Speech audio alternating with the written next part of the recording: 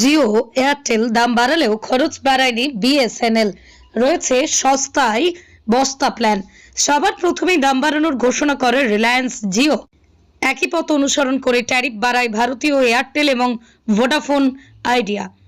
দেশের শীর্ষস্থানীয় 3 telecom operator দাম বাড়ালেও ট্যারিফ বাড়ায়নি ভারত সঞ্চার নিগম লিমিটেড বা বিএসএনএল। বেশ কিছু প্রিপেইড প্ল্যান রয়েছে যা খরচ বাঁচাতে পারে আপনার। আসুন দেখে নেওয়া যাক। ভারত সঞ্চার নিগম লিমিটেডের কয়েকটি রিচার্জ প্ল্যান রয়েছে যা জিও এয়ারটেল প্ল্যানের থেকে বেশ সস্তা। পাশাপাশি বিএসএনএল এর একমাত্র টেলিকম অপারেটর যাদের 395 দিন ভ্যালিডিটির রিচার্জ প্ল্যানও রয়েছে।